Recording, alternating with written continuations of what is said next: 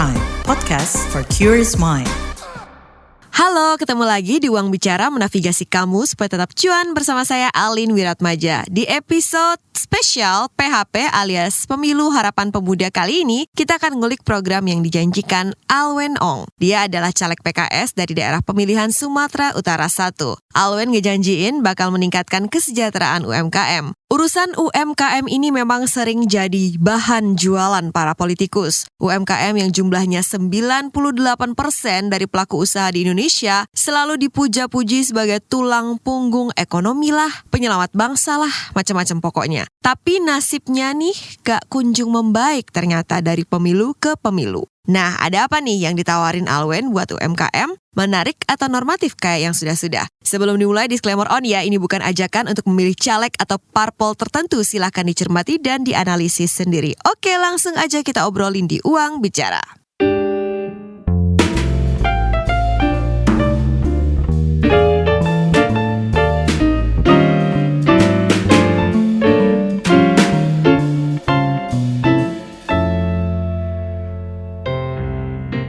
Halo teman-teman podcast Uang Bicara, kita ketemu lagi. Pada kesempatan kali ini kita bakalan kupas program-program dari caleg-caleg yang akan bertarung di Pileg 2024 ini. Dan pada kesempatan kali ini kita bakalan ngobrol dengan Alwen Ong, caleg PKS dari Sumatera Utara 1 untuk dapilnya nih. Halo Mbak Alwen.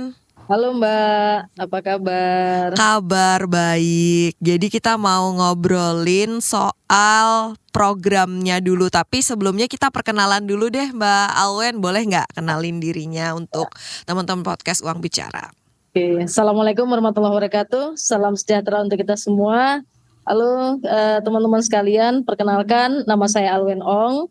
Saya caleg DPR RI dari wilayah Dapil ini ya, Sumut 1. Oke, dari Sumut 1. Nah, kalau dari backgroundnya Mbak Alwen sendiri sehari-hari ini gimana selain sebagai politisi? Ya, saya kesehariannya berwirausaha. Nah, jadi lebih banyak melakukan aksi usaha dan beberapa kegiatan sosial, Mbak. Jadi sih kegiatannya seperti itu. Baik, jadi apa nih yang akan disuarakan terutama oleh seorang Alwen Ong nanti kalau misalnya berhasil mendapatkan kursi di DPR RI? Kalau saya sendiri, insya Allah memang jika Allah berjalan untuk menjadi seorang caleg DPR RI, maka saya akan memilih sebuah komisi, namanya Komisi 6 gitu ya. Jadi fokus saya di bidang untuk peningkatan ekonomi masyarakat, karena sesuai dengan apa yang saya lakukan hari ini. Kemudian yang paling penting adalah setiap daerah itu mesti kita tingkatkan potensi yang ada. Nah, dengan melakukan apakah itu branding, kemudian mengumpulkan data-data yang ada di lapangan, sehingga ketika kita mengangkat potensi, secara otomatis ekonominya meningkat. Dan biasanya dengan peningkatan ekonomi, beriring pula dengan peningkatan kesehatan masyarakat. Karena pola hidupnya sudah lebih baik gitu ya. Kemudian sanitasinya juga nanti lebih baik gitu. Jadi pada dasarnya kegiatan yang kita dorong adalah untuk peningkatan ekonomi masyarakat. Dan saya juga concern terhadap teman-teman difabel. Jadi teman-teman difabel juga punya hak untuk melakukan kemandirian, peningkatan ekonomi mereka. Sehingga beberapa waktu ini memang kita rutin untuk melakukan pendampingan kepada mereka. Seperti itu. Kalau dari Mbak Alwen sendiri ngelihat UMKM di Indonesia tuh seperti apa sih? Saya kebetulan berkesempatan banyak keliling daerah karena sebelumnya saya juga merupakan ketua forum kewirausahaan pemuda untuk seluruh Indonesia. Jadi banyak keliling baik itu dari Jawa, Kalimantan, Sulawesi maupun yang di Sumatera gitu. Tapi mungkin saya ngambil contoh karena dapil saya Sumut, saya lebih perkecil jadi Sumut gitu ya. Nah, jadi kalau kita ke lapangan, kadang-kadang mereka nggak tahu tuh kalau mereka tuh UMKM. Jadi nganggapnya UMKM itu adalah orang yang bikin produk yang lucu-lucu gitu ya, produk manik-manik atau ada kuliner yang unik-unik, itu mereka menganggap UMKM. Padahal dari pemerintah sendiri, UMKM itu ada beberapa kriteria. Ada yang mikro ya kan, kemudian yang kecil dan menengah gitu. Dan patokannya adalah dari sisi omset. Nah, kalau dipecah seperti itu ketika ada klasifikasinya, saya lebih banyak menemukan UMKM yang secara omset di bawah 10 juta, Mbak. Jadi mereka memulai usaha mereka dengan modal yang sangat minim. Modal 1 juta aja udah bisa bikin usaha tuh, bikin gorengan atau bikin siomay kayak gitu kan. Nah, dari sana kita ngelihatnya gini, kita pilah dulu nih. Tidak bisa UMKM itu dijadiin satu semua, brep, gitu nggak bisa. Makanya kalau kita mau bikin program juga ada klasifikasinya. Jadi tidak bisa yang omsetnya sudah di atas 100 juta digabung dengan 10 juta, nggak bisa. Maka yang harus dilakukan pertama sekali adalah melakukan pendataan dan validasi data. Nah, biasa kan dinas-dinas udah punya data nih, maka dilakukan validasi. Kenapa dilakukan validasi? Karena UMKM ini unik, Mbak. Bulan ini usahanya nanti gorengan, bulan depan ganti jual baju, ya kan? 3 bulan lagi ganti lagi usahanya gitu. Nah, itu dibutuhkan untuk validasi. Kenapa? Karena kan UMKM ini fokusnya gini, apa yang bisa saya lakukan hari ini yang mendatangkan omset? Nah, yang bisa dapat putarannya cepat gitu. Dari situ, kalau kita pengen ngebantu teman-teman UMKM, maka lakukan validasi terlebih dahulu. Kemudian kita buatkan program sesuai dengan kebutuhan mereka. Hal tersimpel aja, sepanjang saya berkeliling itu, saya bertanya kepada Bapak dan Ibu yang memiliki usaha. Pertanyaan saya gini, Bapak Ibu usahanya sudah punya nama atau belum? Nama saja dulu, belum lagi yang lain. Nah, kalau namanya saja belum punya, bagaimana kita akan mencarinya di Google? Ibaratnya gitu ya, nggak nemu gitu ya. Jadi memulainya itu dari beberapa step. Validasi data, mendampingi mereka, bagaimana cara pembuatan, namanya begini, bikin logonya gini gitu ya, teknikal pemasarannya gini. Pemasaran juga disesuaikan dengan siapa calon pembeli mereka. Nah, jadi proses pendampingan itu yang dilakukan. Makanya saat ini ya alhamdulillah ketika diberi amanah ya untuk mengikuti kontestasi, saya tinggal melanjutkan kerja-kerja yang sudah berjalan. Nah, bedanya kalau dulu mungkin ketika diminta, datang dong ke daerah sini bantu dampingan. Kalau sekarang enggak, saya langsung datang. Jadi satu hari itu bisa 2 lokasi saya datangi. Jadi dibagi 2 kalau saya Mbak. Yang pertama itu dalam aksi untuk pendidikan kewirausahaan dini. Jadi bagi siswa-siswa. Nah, karena hari ini banyak siswa yang dia menjelang tamat masih bingung. Nanti mau kemana nih? Mau kuliah belum ada gitu, mau kerja lapangan pekerjaannya semakin sempit, mau bikin usaha kebayangnya modalnya gede. Nah, itu kita edukasi. Kemudian siapa lagi yang didampingi? Gurunya. Nah, biar barengan kan. Betul. Nah, kalau muridnya mengerti bagaimana memulai, gurunya juga harus sama, harus lebih mengerti, setingkat lebih tinggi. Nah, yang kedua, konsentrasi saya baru kepada teman-teman UMKM. Nah, UMKM itu yang kita dorong adalah agar mereka melek terhadap digital, mulai memahami betapa pentingnya branding bagi usaha mereka untuk sustainable-nya. Kalau dari Mbak Alwen sendiri melihat perlu ada regulasi yang direvisi atau regulasi baru terkait dengan UMKM ini biar lebih optimal lagi di Indonesia? Kalau saya ngelihat dari secara regulasi, ya semakin kemari semakin banyak keberpihakan terhadap UMKM. Cuman mungkin akan menjadi sebuah catatan ketika UMKM ini mereka berusaha memasarkan produknya memasuki minimarket, supermarket. Nah, ini yang harus semakin kita dorong. Kenapa? Ketika mereka pengen, kami pengen dong masuk produknya nih, anggaplah masuk ke salah satu store yang A gitu ya kan? Atau yang I gitu ya. Nah, yang mereka temukan adalah keterbatasan mereka untuk mengikuti regulasi yang ada dari mereka. Dan dari pemerintah juga ketika ada hal seperti ini, pemerintah susah memberikan bantuan permodalan ke mereka. Nah, karena kan bisa jadi tidak punya anggunan, belum pernah melakukan pinjaman, sehingga jumlahnya itu belum sesuai, kan gitu. Nah, problem mereka ketika pengen masuk ke supermarket adalah payment yang cukup jauh, Mbak. Paling cepat 1 bulan dan rata-rata 3 bulan. Nah, ini kan menyulitkan mereka untuk melakukan perputaran gitu ya.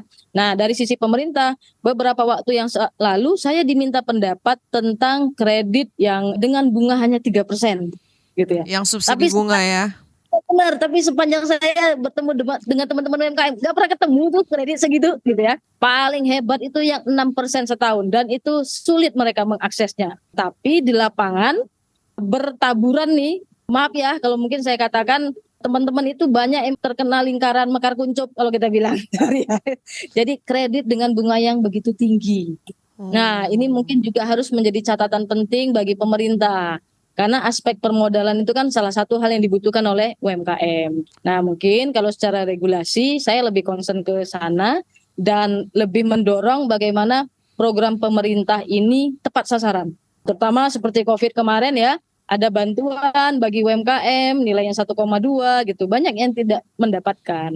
Bisa jadi karena datanya yang tidak valid. Berarti prioritasnya pendataan untuk UMKM dan mungkin pengkategorian ulang atau definisi ulang UMKM ini, karena tadi bisa sangat variatif sekali size-nya kayak gitu kan.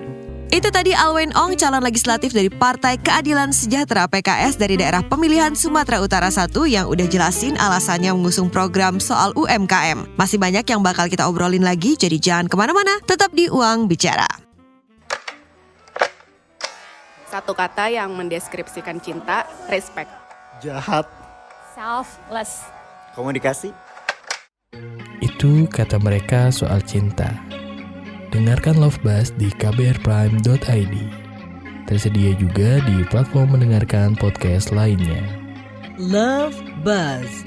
Membicarakan perkara yang tidak dibicarakan ketika berbicara perkara cinta.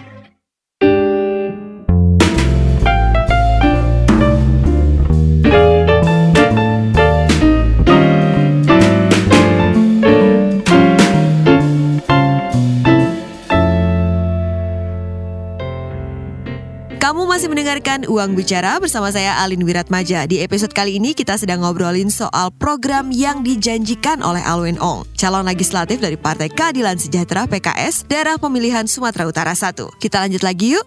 Oke, pemerintah kan suka berulang kali ngomong UMKM ini yang menyelamatkan bangsa kita pada saat COVID segala macam. Tapi tuh sebenarnya apakah sudah berpihak sih untuk UMKM?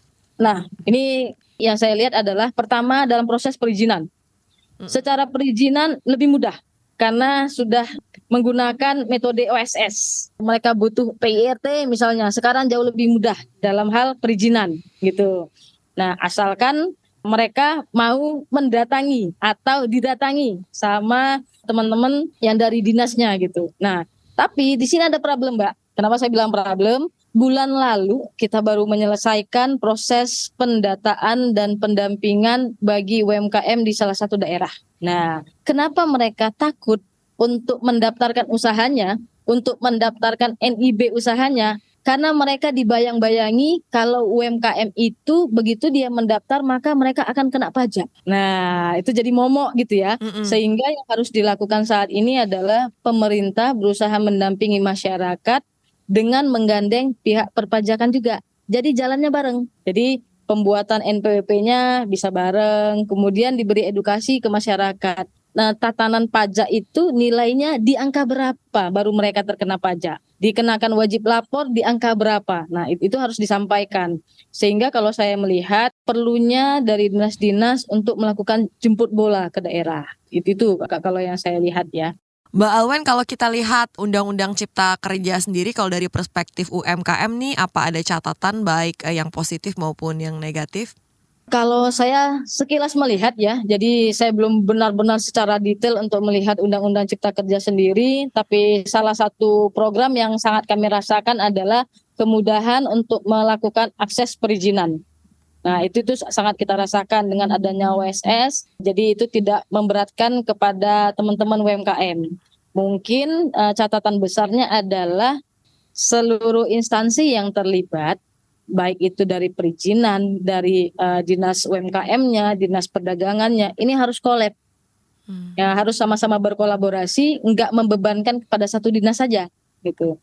Supaya apa? Supaya ini terjadi percepatan. Nah, semua dapat didaftarkan, dapat secara resmi gitu ya. Dan ini yang harus dilakukan. Kalau saya melihatnya ketika di lapangan, kesadaran teman-teman pemerintah harus memahami ini adalah tugas bersama. Jadi nggak cuma ini tugas dia aja, nggak, tapi ini tugas bersama. Ketika data kita sudah valid, kemudian teman-teman UMKM ini jauh lebih maju, ngefeknya pasti ke kita. Ya, kalau ujung-ujung diikut-ikutin gini, ketika UMKM-nya meningkat, ekonominya meningkat, otomatis ASN-nya juga kena imbasnya, meningkat juga. Baik. Untuk ekspor nih, UMKM kemarin kan ada kasus yang viral soal dikenain biaya kayak gitu, bea cukainya cukup ya, benar-benar besar seperti itu sampai viral. Ini kayak gimana sih pandangan dari Mbak Alwen sendiri dan gimana caranya untuk UMKM tuh semakin dibukakan jalannya dan semakin mudah untuk bisa menembus pasar global? Jadi kalau terkait itu, saya coba kemarin ngelihat ya, apa yang menyebabkan kok dia bisa bayar pajak sampai ratusan juta nih gitu ya, kena Betul. cukainya gitu. Ternyata ada kesalahan Mbak dalam penginputan. Jadi menginformasikan kategori produknya. Nah, inilah sebenarnya dibutuhkan kerjasama kolaborasi antara dinas-dinas membantu UMKM, sisi lainnya dari petugas bea cukai sendiri memberikan edukasi. Ya, kadang kan tidak semua orang itu paham ya apakah produknya masuk kategori yang ini atau yang itu gitu kan. Nah, itu kan perlu dikasih pendampingan dan bimbingan. Kalau saya melihatnya ini kebetulan kalau di daerah saya itu dulunya Dinas Koperasi dan Dinas Perdagangan itu terpisah. Sekarang sudah digabung. Ada baiknya adalah Dinas Koperasi dapat mengkategorikan teman-teman UMKM ini. Jadi datanya satu, Mbak. Masuknya satu data. Jadi begitu kita input nick-nya, ketahuan nanti pekerjaannya apa, jenis usahanya apa. Nah, apa yang dilakukan? Pengkategorian. Mana produk-produk teman-teman yang bisa masuk dalam ranah ekspor. Nah, teman-teman yang bisa masuk dalam ranah ekspor ini diberikan edukasi ekspornya. Nah, gimana cara mereka bisa membuat produknya diterima oleh luar, negara mana saja yang membutuhkan, apa saja yang harus dipersiapkan gitu ya. Saat ini itu sudah dilakukan pemerintah. Nah, lantas apa yang harus dilakukan? Dilakukan lebih kencang, lebih banyak gitu ya. Sehingga teman-teman mungkin hari ini, saya ini kan cuma jual kemiri gitu ya. Saya hanya petani kemiri. Ngapain kemiri saya sampai ke luar negeri? Nah, ibaratnya gitu. Masih begitu pemikirannya para petani-petani di daerah. Padahal produk itu bisa diterima di negara lain. Tapi karena mereka tidak ada didampingi untuk melakukan ekspor impor itu sendiri, ya kan, melakukan ekspor, akhirnya mereka juga ya sudahlah, apain lagi ngikutin kayak gitu. Nah, artinya dari dinas juga harus bekerja sama dari teman-teman cukai, bea cukai untuk memilah nih dan memberi edukasi. Nah, kemudian untuk mendorong nomor induk berusaha NIB ini semakin lebih banyak lagi, seperti apa yang perlu dilakukan kalau menurut Mbak Alwen? Ini menarik. Jadi saya sewaktu di daerah, banyak teman-teman yang belum terdaftar. Untuk apa NIB? Nanti kami kena pajak gitu ya. Nah, yang kita lakukan adalah kita ajak mereka untuk didampingi untuk dapat edukasi seperti yang saya katakan tadi. Yang pertama adalah mindsetnya dulu, ya, mindset berwirausahanya dulu. Jadi mindset itu tidak hanya seperti mereka berdagang, karena levelnya akan kita tingkatkan dari mulai pedagang biasa naik nih jadi entrepreneur, naik jadi socialpreneur. Ibarat gitu ya, kita yang dibutuhkan dalam sisi branding kita penuhi, yang dibutuhkan dalam sisi legalitas kita penuhi. Nah, poin pertama untuk legalitas itu tidak terlepas dari NIB. Ajak mereka untuk membuat NIB. Bagaimana agar mereka dapat didata dengan mudah? Maka seringlah melakukan kegiatan-kegiatan pendampingan, pelatihan-pelatihan. Dan syarat orang yang mengikuti pelatihan harus sudah punya NIB. Nah, jadi kan otomatis terangkai kan? Betul. Gitu. Ada petugas-petugas yang khusus berkeliling. Jadi nggak cuma SIM doang yang keliling, tapi NIB juga keliling. Jemput bola ya? Dalam proses berkeliling itu harus memberi edukasi bahwa mereka itu dengan membuat NIB kita sudah membantu pemerintah agar data kita valid sampai ke pemerintah. Pemerintah kan juga punya banyak program nih dan juga punya sensus nih ya kan untuk mengetahui siapa-siapa saja UMKM-nya. Nah, kenapa pemerintah harus melakukan jemput bola? Contohnya begini, banyak orang-orang yang bikin usaha di pasar atau pajak. Gitu ya, kalau di Medan tuh pajak ya. Iya, betul, pajak. Ya kan? Nah, di pasar mereka kan nggak punya waktu tuh harus datang ke dinas untuk bikin NIB. Nah, jadi kita jemputkan, kita buatkan. Apa yang didapat pemerintah? Pemerintah dapat data dari teman-teman yang berdagang di pasar. Jadi tahu produknya apa saja, tahu kebutuhannya apa saja. Sehingga ketika dalam proses pendataan itu mereka juga bisa nanya, Bapak Ibu, kira-kira kalau kita turun ke lapangan begini, kita tuh pengen tahu dari Bapak Ibu apa ya yang bisa dilakukan pemerintah setelah kegiatan ini. Bisa jadi jawabannya bisa jadi bukan permodalan malah. Jawabannya bisa perbaiki dong pasar kita lebih cantik, lebih rapi, bisa gitu kan? Ya, kita ya tahu. Nah, itu kita butuhkan dari masyarakat agar program-program itu tepat sampai ke atas. Nah, kadang kan kita nganggap pasar butuhnya cuman ini doang nih. Ya udah dicantikin doang. Ternyata pasar juga pengennya, kami juga pengen nih. Kalau sekarang udah banyak orang yang online, kami juga pengen nih buat online gitu. Nah, kenapa enggak? Sekarang seminarnya dipindahin. ke pasar. Nah, kan bisa begitu ya. Akhirnya kita jemput bola lebih dekat, pemerintah dapat data-data untuk NIB juga. Baik. Kemudian kalau misalnya masalah banjir produk-produk impor yang sekarang ini harganya benar-benar murah dibanting banget kayak gitu. Dari pelaku UMKM seperti apa? Apakah udah langkah-langkah yang diambil pemerintah untuk membendung banjir produk impor ini udah tepat seperti itu atau ada hal lain yang perlu dilakukan nih Mbak? Terkait produk impor yang banjir, ya kita buka-bukaan ya, banyak produk Cina dengan harga murah datang ke Indonesia, gitu ya. Yang ngambil juga teman-teman dari Indonesia dong mengimpor produk mereka gitu. Kenapa itu bisa terjadi? Ternyata saya beberapa kali ya diberi kesempatan nih sama pemerintah untuk berkeliling Cina gitu. Nah, saya mencoba mengamati. Ternyata di Cina itu kenapa mereka bisa membuat produk massal ya dengan harga yang sangat murah. Jadi biasanya kalau mereka misalnya bikin sepedanya jadi beda-beda. Nanti sebelah sana ngerjain stangnya, di sini ngerjain bannya gitu ya. Nah, di sini nanti ngerjain yang untuk pegangannya, ibaratnya tiap daerah itu dibangun pemerintah sesuai dengan ikon yang ada. Nah, coba kita amati daerah-daerah kita punya kelebihan apa nih? Dan itu kita tingkatkan, Mbak. Nah, yuk kemudian kita amati produk apa yang banjir masuk ke Indonesia. Nggak usah jauh-jauh nih, murah sekali harga-harga APK itu dari Cina sana. Kenapa kita nggak bisa buat gitu? Contoh aja nih, mau bikin pin, penitinya aja datang dari Cina. Ya kan? Penitinya tuh datangnya dari Cina. Kenapa nggak kita buat juga gitu? Jadi pemerintah juga harus punya peranan juga di sini. Mendata barang-barang impor apa saja yang tinggi. Kemudian yang mana yang bisa kita produksi. Nah, kalau saya suka sekali melihat bagaimana konsep dari Mahatma Gandhi ya, kemudian diterapkan juga di Malaysia. Mereka begitu bangga menggunakan produknya. Pakai mobil misalnya Proton gitu ya, gitu. Kenapa enggak kita melakukan itu? Bagus sekali waktu sebelumnya itu bangga pakai produk Indonesia gitu ya.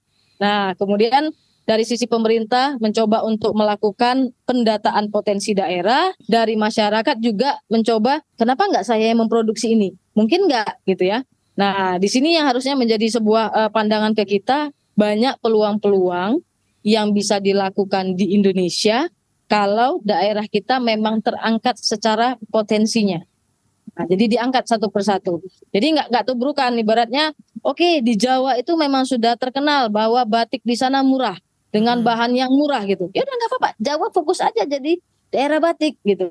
Sumatera punya apa nih? Wah, Sumatera ternyata banyak nih penghasilan produk-produk bagus. Salah satunya kalau di Medan, wah kita punya durian. Durian ini mau diapain nih?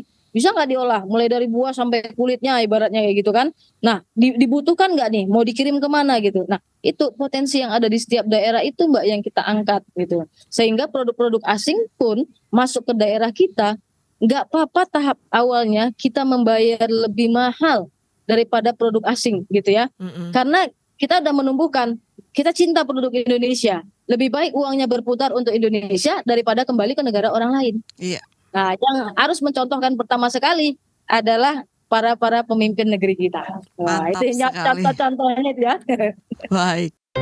Itu tadi Alwen Ong, calon legislatif dari Partai Keadilan Sejahtera PKS Daerah Pemilihan Sumatera Utara 1. Semoga spesial episode PHP alias Pemilu Harapan Pemuda ini bisa bantu kamu dapat informasi soal partai dan caleg ya. Sekali lagi, bukan ajakan untuk memilih partai atau caleg tertentu. Nah, kalau kalian punya kritik, saran dan masukan ide keren seputar keuangan dan ekonomi yang perlu kita bahas, jangan lupa email ke podcast@kbrprime.id dengan subjeknya Uang Bicara. Saya Alin Wiratmaju pamit, jangan lupa dengerin terus Uang Bicara menavigasi kamu supaya tetap cuan tiap Kamis di KBR Prime, Spotify, Apple Podcast, dan platform mendengarkan podcast lainnya. Bye-bye!